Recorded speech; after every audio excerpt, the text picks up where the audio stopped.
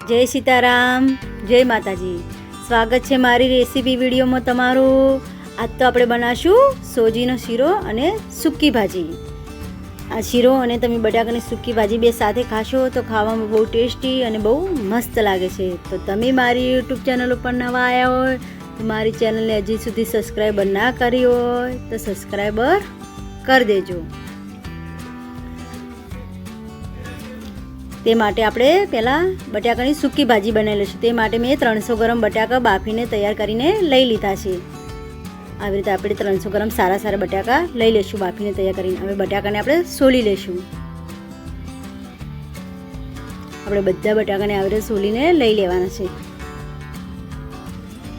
આપણે બટાકાને સારી રીતે બફાવી દઈશું તો આપણે સોલ છે તે જલ્દી વખોટી જશે. એટલે આપણે બટાકાને બફાવા દેવાના છે, બહુ કાચા જેવા રાખવાના નથી. આપણે એમાં થોડું મીઠું એડ કરીશું તો સારી રીતે બફાઈ જશે. હવે આપણે બટાકા છે ને જે સોલાઈ જતા બધા તેને આપણે કટિંગ કરી લઈશું. બટાકાને આપણે થોડા મોટી સાઈઝ રાખશું. હવે નીના ઝીણા કટિંગ કરશું નહીં. આપણે ઝીણા કટિંગ કરશું તો આપણે હલાવતી વખતે છે ને આપણે બટાકા હાવ લૂંદો થઈ જશે, એટલે કે હલાવતી આપણને ફાવશે નહીં અને ગળી જશે. તે માટે આપણે મોટા જ રાખીશું. તો જો આપણા બટાકા સરસ કટિંગ કરીને તૈયાર થઈ જશે માપના. જો આ આવડે આપણે કટિંગ કરી લીધા છે બટાકાને. હવે આપણે કઢાઈ લઈ લઈશું.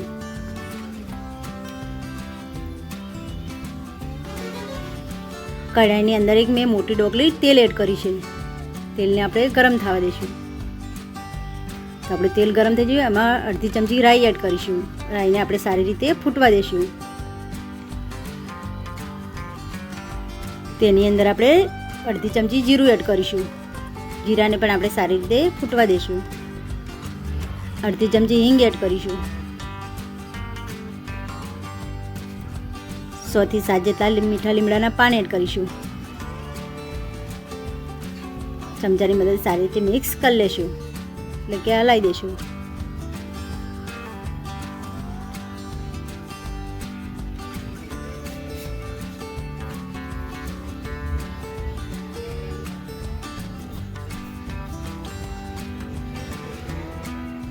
આપણે છે ને થોડા લીલા મરચાં કટિંગ કર્યા હતા તે અંદર એડ કરી દઈશું.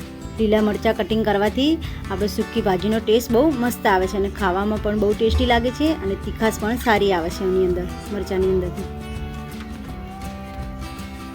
મરચાંને આપણે થવા દઈશું થોડી વાર.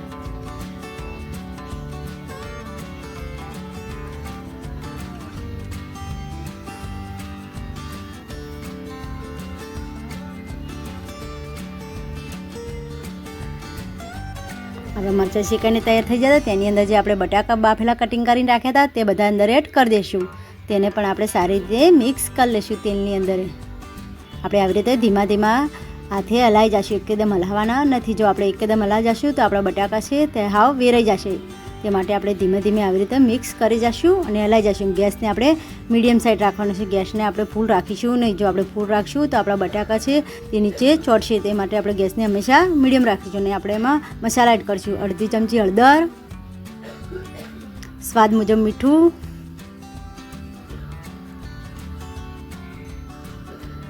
અડધી ચમચી આમચૂર પાવડર,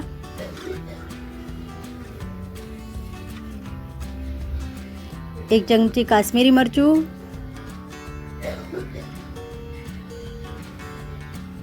અડધી ચમચી ધાણા જીરું, એક ચમચી તીખું મરચું. તીખું મરચું એડ કરવાથી આપણે સૂકી ભાજીનો ટેસ્ટ બહુ મસ્ત આવે છે અને ખાવામાં પણ બહુ મસ્ત લાગે છે. હવે બધા મસાલાને આપણે બટાકાની અંદર સારી રીતે મિક્સ કરી લઈશું અને હલાવી જઈશું.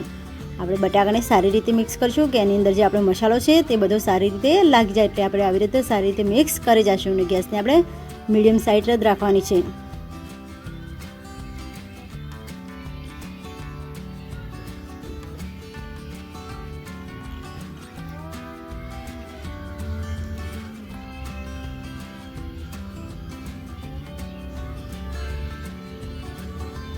આપણે છે ને હવે ઢક્કન ઢાંકીને 2 થી 3 મિનિટ સુધી મીડિયમ ગેસ ઉપર થવા દઈશું, એટલે કે આપણા મસાલા છે સારી રીતે શેકાઈ જાય અને સરસ થઈ જાય. તે માટે તો જો આપણી 2 મિનિટ થઈ જતી અને આપણે બટાકા જે સૂકી ભાજી છે તે સરસ શેકાઈને તૈયાર થઈ જશે એકદમ મસ્ત.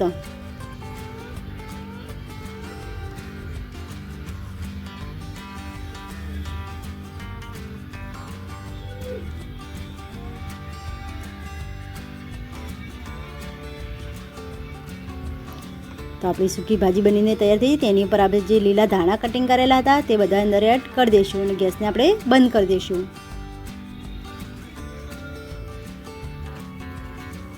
તો આપણી સૂકી ભાજી એકદમ ટેસ્ટી બનીને તૈયાર થઈ જશે અને આપણે ધાણાને પણ સારી રીતે ચમચાની મદદથી મિક્સ કરી લઈશું. તો જો આપણી સૂકી ભાજી બનીને તૈયાર થઈ જતી. હવે આપણે શીરો કરી લઈશું સોજીનો. તે માટે મેં એક કઢાઈ લીધી હતી. એમાં એક મોટી વાટકી ઘી એડ કરીશું. ઘીને આપણે ગરમ થવા દઈશું. આ બાજુ આપણે જે ગરમ પાણી કરવાનું છે તે ગરમ પાણી કરી લઈએ, 1 ગ્લાસ જેટલું. આપણે શીરાની અંદર હંમેશા ઠંડુ પાણી વેડવાનું નથી, ગરમ પાણી જ કરશું. ગરમ પાણી કરીને વેડશું તો સારું. તો આપણું ઘી ગરમ થઈ જતું. તેની અંદર આપણે 1 વાટકી જેટલી મેં સોજી લીધી હતી તે સોજી અંદર એડ કરી દઈશું. સોજીને સારી રીતે ઉખાણી મદદથી આપણે હલાઈ જઈશું અને મિક્સ કરી જઈશું. ગેસને આપણે મીડિયમ સાઈડ રાખવાનો છે, ફૂલ રાખવાનો નથી. ફૂલ રાખશું તો આપણી સોજી છે એકદમ લાલ થઈ જશે અને શેકાશે પણ બરાબર નહીં. એટલે આપણે મીડિયમ ગેસ ઉપર શેકશું તો આપણી સોજી સરસ શેકાઈને તૈયાર થઈ જશે. આપણે જે કાજુને લીધું હતું તે અંદર એડ કરી દઈશું. 1 વાટકી કાજુ ઝીણી, અડધી વાટકી બદામ, અડધી વાટકી દ્રાક્ષ, આપણે અડધી ચમચી એલાચી એડ કરીશું, એલાચી પાવડર. તેને પણ સારી રીતે મિક્સ કરી લઈશું. આપણે છે ને દ્રાક્ષને કાજુને આપણે સોજીની સાથે તરત નાખી દઈશું તો એ ચડવામાં જલ્દી ચડી જાય છે, કાચા રહેતા નથી. તે આપણે અંદર જ તરત એડ કરજો. આપણી દ્રાક્ષ સરસ ચડીને ફૂલીને તૈયાર થઈ જશે. આપણે આવી રીતે બધું કાજુ બધું અંદર એડ કરી દઈશું તરત એટલે કાચું નહીં રહે અને ચડવામાં પણ જલ્દી ચડી જશે. તો જો આપણી સોજી અને કાજુને બધું સરસ શેકાઈને તૈયાર થઈ જશે એટલે કે ચડી જશે. સોજીને આપણે આવી રીતે હલાતા જ રહેવાનું છે. હલાતા રહેશું તો નીચે ચોટશે પણ નહીં અને શેકામાં પણ સારી રીતે શેકાઈ જશે જલ્દી. તેની અંદર તમારે દૂધ એડ કરવું હોય તો દૂધ એડ કરી શકો છો. મેં દૂધ એડ નથી કર્યું. જો આપણે પ્રસાદી માટે બનાવતા હોય તો તેની અંદર દૂધ પણ એડ કરી શકો છો. હવે જે આપણે ગરમ પાણી ગરમ કરી દીધું તે બધું થોડું થોડું કરીને અંદર એડ કરતા રહીશું ને હલાતા રહીશું. આપણે હલાવવાનું ચાલુ જ રાખવાનું છે. જો આપણે ગરમ પાણી કરતી વખતે હલાશો નહીં તો એની અંદર ગઠ્ઠા થઈ જશે સોજીના. તે માટે આપણે હલાવવાનું ચાલુ જ રાખવાનું છે ને પાણી બધું અંદર એડ કરી દેવાનું છે. આપણે આવી રીતે હલાવવાનું બંધ કરશું તો આપણા ગઠ્ઠા થઈ જાય. તે માટે હલાવવાનું આપણે ચાલુ જ રાખશું. આવી રીતે બરાબર હલાઈ જશું એટલે કે જે સોજી છે તે સારી રીતે મિક્સ થઈ જાય અને પાણી પણ બળી જાય. તે માટે તો જો આપણો શીરો સરસ બનીને તૈયાર થઈ જશે કે ટેસ્ટી. તેની અંદર આપણે જે ખોડ હતી 1 વાટકી જેટલી તે ખોડ એડ કરીશું. તમે ખોડને છે ને તમારા ગળપણ મુજબ તમે એડ કરી શકો છો. તમે ગળી વધારે ખાતા હોય તો વધારે એડ કરો ને ઓછું ખાતા તો ઓછી એડ કરો. જો આપણો શીરો એકદમ ટેસ્ટી બનીને તૈયાર થઈ જશે. તો જો આપણો શીરો અને સૂકી ભાજી એકદમ ટેસ્ટી અને એકદમ મસ્ત બનીને તૈયાર થઈ જશે. તમે એકવાર આવી રીતે ઘરે બનાવશો તો બહુ ટેસ્ટી અને બહુ મસ્ત બનશે. અને આ શીરો છે ને તમે પ્રસાદીમાં પણ બનાવી શકો છો અથવા તો કોઈ પ્રસંગ હોય ત્યારે, પછી કોઈ મહેમાન આવે ત્યારે બનાવશો ને તો જલ્દી અને ઝટપટ બની જશે અને ખાવામાં તો બહુ ટેસ્ટી અને બહુ મસ્ત લાગે છે. તમે આ સૂકી ભાજી સાથે ખાશો તો બહુ ટેસ્ટી અને બહુ મસ્ત લાગે છે. તો તમે મારી યુટ્યુબ ચેનલ ઉપર નવા આવ્યા હોય તો મારી ચેનલને હજી સુધી સબસ્ક્રાઈબર ના કરી હોય તો સબસ્ક્રાઈબર કરી દેજો. જય સીતારામ, જય માતાજી.